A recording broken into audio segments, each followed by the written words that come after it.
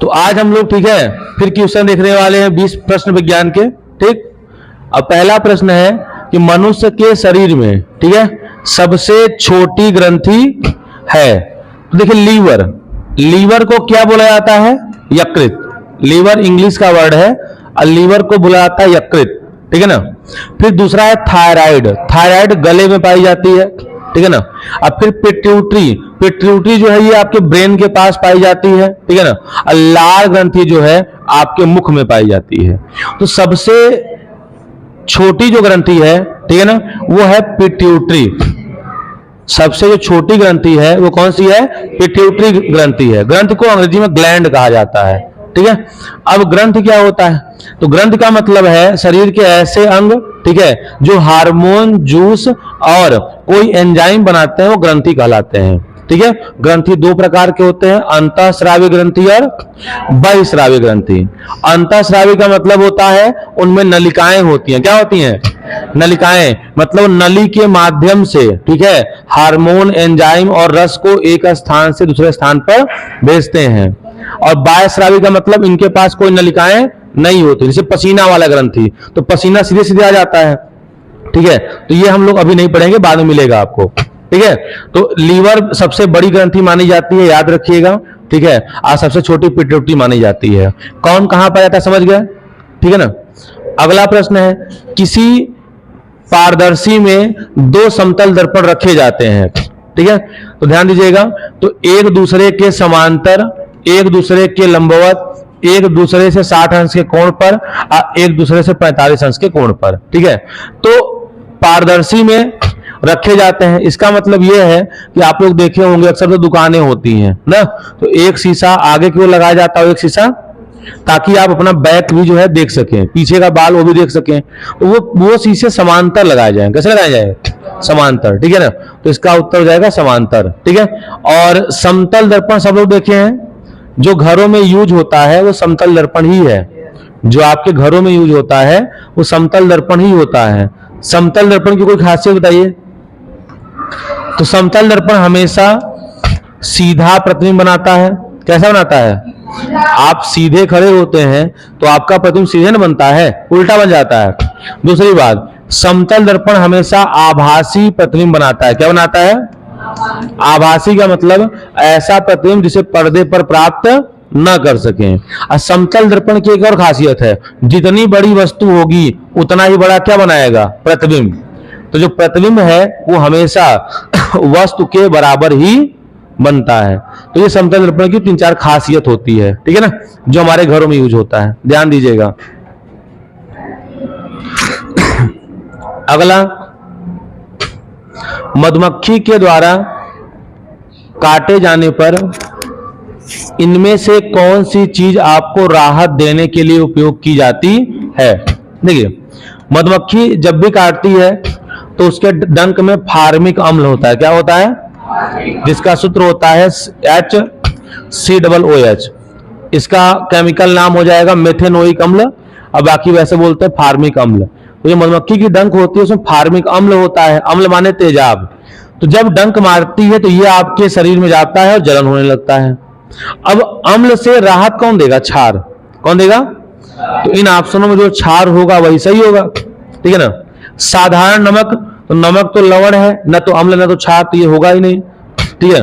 Baking soda, यही आपका क्षार है। बेकिंग सोडा क्षारीय होता है, इसलिए इसका प्रयोग करेंगे। अच्छा, एसिटिक अम्ल तो कर ही नहीं सकते, ऑलरेडी अम्ल है। अब वॉशिंग सोडा आप पी लेंगे, वॉशिंग सोडा का प्रयोग कर सकते हैं, लेकिन ज्यादा बेटर कौन है? Baking soda. तो कभी अगर पेट में एसिडिटी हो जाए, क्या हो जाए? एसिडिटी, और कोई दवा उपलब्ध न होने पाए तो आप इसको पानी में घोल के पी सकते हैं, ठीक है। या आधा चम्मच खा के पानी पी लीजिए, ये राहत देगा आपको, क्योंकि क्षार है। इनो क्या होता है? इनो क्षार ही तो होता है। इनो मृद विचेरक आपका मिल्की ऑफ मैग्नीशिया MgOH का टेकन ट्वाइस, तो ये क्षार ही होता है। तो इनो का मतलब ही होता है क्षार। बात समझे आप लोग? तो आप क्षार अगर ना मिल पाए इनो, तो आप इसको पी सकते हैं, ठीक है ना। तो समझ में आ गया? तो इसका राइट आंसर क्या होगा? Baking soda. अगला, शरीर में मास्टर ग्रंथि किसे कहा जाता है? तो शरीर में मास्टर ग्रंथि इसे कहा जाता है, किसे? पिट्यूटरी। मास्टर का मतलब यह है कि शरीर के समस्त ग्रंथियों को कंट्रोल कौन करता है? पीयूष ग्रंथि, मतलब पिट्यूटरी ग्रंथि, इसका दूसरा नाम भी है। तो जो पिट्यूटरी ग्रंथि है, ठीक है ना, ये शरीर के सभी ग्रंथियों को कंट्रोल करता है, तो इसीलिए इसको क्या बोला गया? इसको बोला गया मास्टर ग्रंथि। बात समझा? मास्टर क्यों बोला गया? क्योंकि बाकी ग्रंथियों को क्या करता है? कंट्रोल करता है, ठीक है ना। अगला प्रश्न है, दूरदृष्टि दोष निवारण के लिए काम में लेते हैं। दूरदृष्टि दोष, लॉन्ग साइटनेस। देखिए, दूरदृष्टि दोष में होता क्या है? तो दूरदृष्टि दोष में आपको दूर का साफ साफ दिखाई देगा, ठीक है, लेकिन पास का साफ साफ दिखाई नहीं देगा। ध्यान दीजिएगा, दूरदृष्टि दोष में आपको दूर का दिखेगा लेकिन पास का नहीं दिखेगा, तो ऐसे दोष को हम क्या कहेंगे? दूरदृष्टि दोष। इसके निवारण के लिए हम उत्तल लेंस का प्रयोग करते, याद कर लीजिए, दूर के लिए उत्तल का प्रयोग करेंगे और निकट दृष्टि दोष के लिए अवतल लेंस के चश्मे का प्रयोग करते हैं। बात समझ आ गया? दूर दृष्टि दोष में जो प्रतिबिंब होता है रेटिना के उस तरफ बन जाता है, और निकट दृष्टि दोष में प्रतिबिंब रेटिना के पहले बन जाता है। ये बातें आप लोग आगे पढ़ेंगे आगे आने वाली कक्षाओं में, ठीक है ना। तो राइट आंसर क्या होगा? उत्तल लेंस। अगला, निम्न में से किसका उपयोग सिरका तैयार करने में किया जाता है? ये आप लोगों ने पढ़ा होगा। राइट आंसर क्या होगा? एसिटिक एसिड या एसिटिक अम्ल। एसिटिक अम्ल ही जो है सिरका में होता है और कुछ मात्रा में पानी होती है ना। अब मेथेनॉल, तो मेथेनॉल तो अलग है। स्प्रिट का नाम सुने हैं? स्प्रिट जो नीले रंग का होता है तो मेथेनॉल ही होता है। एथेनॉल, तो एथेनॉल जो है एल्कोहल है, इसका प्रयोग शराबों में ज्यादातर किया जाता है, और जो आप सिरप पीते हैं कभी सर्दी जुकाम होती है उसमें होता है ना। और एथेनोइक अम्ल ये मधुमक्खी और लाल चींटियों के डंक में होता है, और बिच्छू के डंक में भी होता है ना। बिच्छू के डंक में थोड़ा खतरनाक होता है, इसलिए ज्यादा असर करता है। वो खसरा होता है, तो खसरा एक रोग है जो किसके कारण होता है? वायरस के कारण। अब वैसे जंतुओं को एक कम होता है, बट ये पहले खूब हुआ करता था। अब कम क्यों होता है? क्योंकि जो बीमारी बहुत ज्यादा फैल जाती है गवर्नमेंट उसका टीका लगवा देती है, और जब टीका लग जाता है तो वो बीमारी या तो होती ही नहीं है, या होती भी है तो उसका प्रभाव अपने आप खत्म हो जाता है, ठीक है। तो खसरा हो गया। जैसे पोलियो, पहले पोलियो, आज के 50 साल पहले पोलियो एक बहुत भारी समस्या थी। हर गांव में आपको पोलियो के 2-4 पेशेंट देखने को मिल जाते, मतलब बच्चे जब पैदा होते थे तभी उनके शरीर में कुछ अलग हो जाता था जिसके कारण वो कोई काम नहीं कर पाते थे। हर गांव में ऐसा नॉर्मल था ये।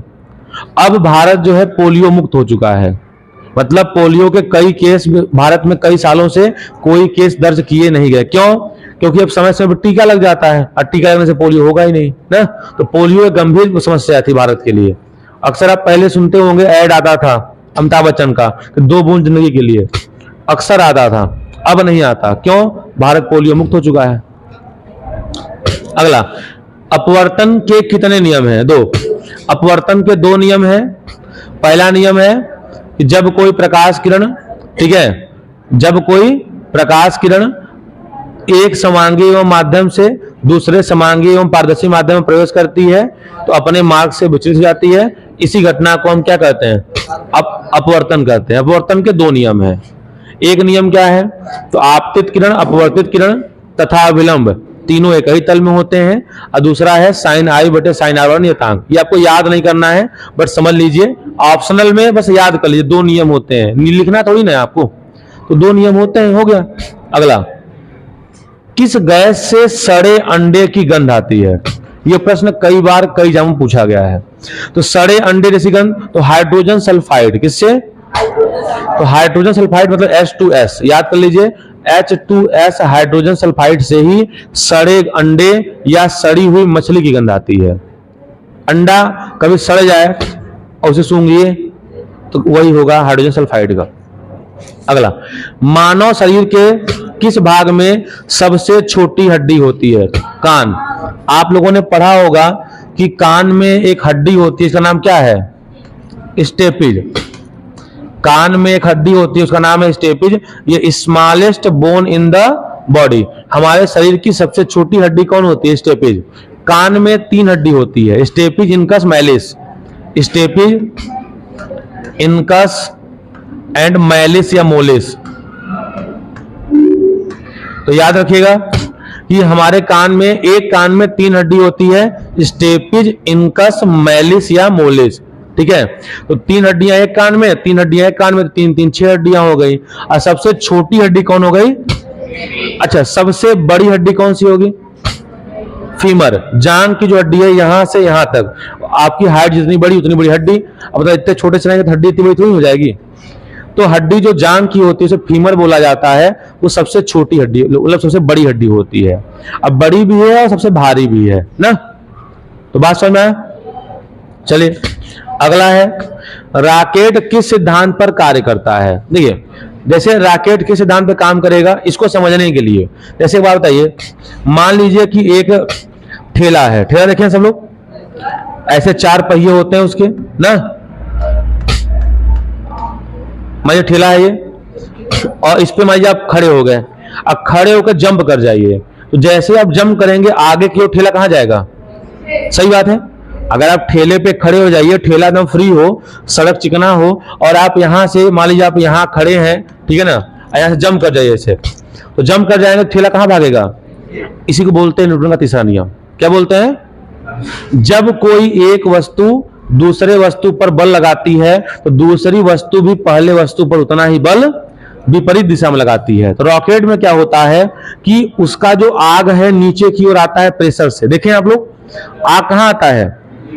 जब आग नीचे आ रही है तो आग दबा रही है हवा को, तो हवा रॉकेट को दबाएगा, तो रॉकेट कहां जाएगा? ऊपर। ठीक है, तो इसीलिए ये न्यूटन के तीसरे नियम पर कार्य करता है। कौन? रॉकेट।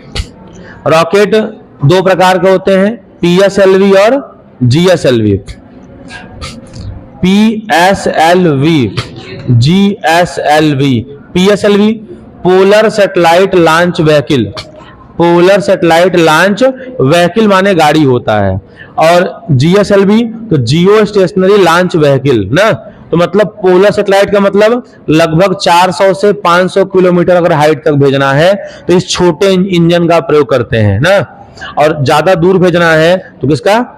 जीएसएलवी का। तो पीएसएलवी और जीएसएलवी यही भारत के पास सबसे बेहतर क्वालिटी का है, और इसी से रॉकेट के जो है काफी दूर तक भेजा जाता है। अच्छा, रॉकेट में कौन सा ईंधन होता है? हाइड्रोजन। रॉकेट में हाइड्रोजन का प्रयोग किया जाता है, हाइड्रोजन H2। तो रॉकेट में ईंधन के रूप में कौन सा प्रयोग करते हैं? क्योंकि हाइड्रोजन बेस्ट है। हाइड्रोजन क्या है? बेस्ट ईंधन है, इसलिए डीजल पेट्रोल नहीं, हाइड्रोजन। समझ आ गया? और हाइड्रोजन बहुत कम मात्रा अगर रहेगा ऑक्सीजन तब भी जल जाएगा। ऑक्सीजन के बहुत कम मात्रा में भी जल जाता है। अगला, जल में घुलनशील भस्म को क्या कहते हैं? भस्म को क्षार कहते हैं। जो जल में घुल जाए उसे क्षार। ऐसा भस्म जो जल में घुल जाए उसे क्या कहते हैं? क्षार। और जो न घुल पाए उसे भस्म ही कहते हैं। बात समझा? तो ध्यान रखिएगा, उसे क्षार कहते हैं। क्षार की खासियत कोई बताए? तो जो क्षार है स्वाद में कसैला होता है। क्या होता है? बिटर। बिटर माने कड़वा। तो क्षार स्वाद में कड़वा या कसैला होता है। और अगर कोई लिटमस पेपर लाल है तो लाल को क्या कर देगा ये? हाँ, ये लाल लिटमस पेपर को नीला कर देता है। बात समझा? और क्षार का एग्जाम्पल की बात करें तो पोटेशियम हाइड्रोक्साइड, सोडियम हाइड्रोक्साइड, ये सब उदाहरण है किसके? क्षार के। कोई समस्या? क्वेश्चन नंबर 153, शरीर में हीमोग्लोबिन का क्या कार्य है? देखिए, हम लोग सांस लेते हैं तो सांस में क्या लेते हैं? वायुमंडल में जो कुछ है 78% नाइट्रोजन, 21% ऑक्सीजन, 0.004 कार्बन डाइऑक्साइड, सब कुछ लेते, सब कुछ है, लेकिन तुरंत छोड़ देते हैं। अब बाकी अंदर क्या जाता है? ऑक्सीजन। क्या आता है? तो ऑक्सीजन तो फेफड़ा ले लिया, बट फेफड़े से शरीर की सभी कोशिकाओं में कौन ले जाएगा? हीमोग्लोबिन का कार्य है श्वसनीय गैसों का संवहन। किसका? श्वसनीय गैस का मतलब O2 CO2, ऑक्सीजन और कार्बन डाइऑक्साइड। और अगर हमारे शरीर में हीमोग्लोबिन कम हो जाएगा तो बॉडी में ऑक्सीजन की मात्रा कम हो जाएगी, और जब बॉडी में ऑक्सीजन की मात्रा कम हो जाएगी आपको थकान लगेगा, दिमाग कम काम करेगा, नींद आएगा, हल्का कमजोरी लगेगा। ठीक है, तो अगर ऐसा होता है तो अब ये आयरन की कमी से होता है। आयरन से ही हीमोग्लोबिन बनेगा। क्यों? हीमोग्लोबिन के एक मॉलिक्यूल में आयरन पाए जाते हैं, तो आयरन पाए जाएंगे तो इसीलिए आपको हरी सब्जी पालक खाना चाहिए, क्योंकि अगर आयरन की मात्रा होगी तो हीमोग्लोबिन बढ़ेगा। हीमोग्लोबिन, ठीक है, फीमेल के ब्लड में ज्यादा होता है, अब मेल के ब्लड में थोड़ा कम होता है। लगभग 14.5 से 16.5 mg हीमोग्लोबिन होता है महिलाओं में, और पुरुषों में लगभग 11.5 से 13.5 होता है। तो पुरुषों में हीमोग्लोबिन थोड़ा कम होता है। अच्छा, बच्चों में हीमोग्लोबिन ज्यादा होगा, जो छोटे बच्चे होते हैं उनमें हीमोग्लोबिन ज्यादा होता है, और हीमोग्लोबिन के कारण ही रक्त का रंग कैसा होता है? लाल। तो आप देखते होंगे बच्चों का रक्त रंग ज्यादा लाल होता है। अगर छोटे बच्चे हैं, अगर कहीं कट जाए तो उनका जो खून निकलेगा ज्यादा लाल होता है। क्यों? उनके ब्लड में हीमोग्लोबिन ज्यादा होता है। ठीक है ना? तो ऑप्शन क्या होगा? ऑक्सीजन का परिवहन। सही बात है। अगला, पदार्थ के संवेग और उसके वेग के अनुपात से क्या मिलता है? देखिए, तो संवेग को अंग्रेजी में मोमेंटम बोलते हैं, आवेग को वी बोलते हैं। तो सूत्र होता है P बराबर mv, P बराबर mv। अब ये v गुणा में इधर आया तो भाग में, तो आ गया P बटे v बराबर क्या आ गया? m। P बटे v बराबर m आ गया। तो बताइए, संवेग P हो गया और वेग v हो गया, तो P और v के अनुपात को क्या कहेंगे? द्रव्यमान। m को क्या बोलते हैं? द्रव्यमान। तो राइट आंसर क्या हो जाएगा? सूत्र याद था आप लोग को? P बराबर mv होता है, तो v गुणा में इधर आया तो भाग में, तो यही न कह रहा है कि संवेग और वेग के अनुपात को द्रव्यमान कहते हैं। तो राइट आंसर हो जाएगा सी। अगला, कोयला में मुख्य रूप से शामिल है कार्बन। कोयला में कार्बन ही होता है लगभग 90% से ज्यादा। अब कोयले भी कई प्रकार का, बिटुमिनस, एंथ्रेसाइट, तो सबसे अच्छे क्वालिटी और लिग्नाइट, सबसे अच्छे क्वालिटी का जो कोयला होता है एंथ्रेसाइट होता है। ये हल्का भूरे रंग का होता है, सबसे बेस्ट क्वालिटी का होता है ना। मानव शरीर में कोलेस्ट्रॉल होता है तो 140 से 180 mg। कोलेस्ट्रॉल क्या होता है? तो जब हम लोग वसा खाते हैं तो वसा के साथ में कुछ मात्रा में चिपचिपा पदार्थ होता है जो कोलेस्ट्रॉल होता है। कोलेस्ट्रॉल हमारे शरीर में पाचन कब होता है? जब हम सूर्य की रोशनी में खड़े होते हैं, तो सूर्य की जब किरणें हमारे शरीर में पड़ती हैं तो हमारे शरीर में जो भी कोलेस्ट्रॉल होंगी वो बना देती हैं vitamin D. Cholesterol vitamin D में कन्वर्ट हो जाता है जब हम सूर्य की प्रकाश में जाते हैं। तो अक्सर लोग कहते हैं कि विटामिन डी सूर्य से मिलता नहीं, जब हमारे बॉडी में कोलेस्ट्रॉल होगा और हम धूप में खड़े होंगे तो वही कोलेस्ट्रॉल जो है विटामिन डी में बदल जाएगा। ठीक है, सुधारिए। अगला, मानव नेत्र में किस प्रकार का लेंस पाया जाता है? उत्तल लेंस। उत्तल लेंस मानव नेत्र में पाया जाता है। अच्छा, हमारे नेत्र के द्वारा प्रतिबिंब कैसा बनता है? उल्टा का सीधा? उल्टा। हमारे आंख के द्वारा प्रतिबिंब उल्टा ही बनता है, लेकिन आप दिख सीधे रहे हैं क्योंकि जो मस्तिष्क है उसको समझा लेता है कि नहीं ये सीधा हुआ है। ठीक है, तो जो हमारा आंख है, आंख के रेटिना पर हमेशा उल्टा प्रतिबिंब ही बनता है। ठीक है ना, इसीलिए नाइट्रोजन, ठीक है, नाइट्रोजन और हाइड्रोजन है, तो नाइट्रोजन और हाइड्रोजन अधातु है। क्या है? अधातु। नाइट्रोजन और हाइड्रोजन दोनों अधातु हैं क्योंकि इनमें विद्युत धारा का प्रवाह नहीं होता और ऋणायन होते हैं। ठीक है, तो अधातु होते हैं, ध्यान रखिएगा, धातु नहीं होगा, अधातु होगा। अगला, मानव शरीर के किस अंग को हमारे शरीर का रासायनिक कारखाना कहा जाता है? लीवर। हमारे शरीर का जो कारखाना है लीवर है। अक्सर ज्यादा खाना खाने से लीवर खराब हो जाता है। क्यों? जब भी हम कोई चीज ज्यादा खाते हैं कहाँ इकट्ठा होता है? लीवर में। ज्यादा पूरी खा लिए, वसा वाली चीजें कहाँ इकट्ठा हो गई? लीवर में। तो जब भी आप ज्यादा खाना खाएंगे लीवर खराब होगा, और लीवर आप दान दे सकते हैं। जैसे मान लीजिए किसी का लीवर खराब हो गया तो आप अपना लीवर 20% काट के उसको दे सकते हैं, और आपका जो लीवर है 2 हफ्ते में फिर तैयार हो जाएगा। लीवर में रीजनरेशन की पावर सबसे ज्यादा पाई जाती है। लोग लीवर का दान भी करते हैं। आप अपना लीवर कटवा कर दे देंगे तो 2 से 3 हफ्तों में आपका लीवर फिर पहले जैसा हो जाएगा, क्योंकि लीवर की कोशिकाओं में रीजनरेशन की पावर जो है सबसे ज्यादा पाई जाती है। ठीक है, तो आज इतना ही कंप्लीट होता है यहीं पे। ठीक है, ऐसे आप लोग पूरा देख भी लीजिएगा और लिख भी लीजिएगा, ठीक है। धन्यवाद।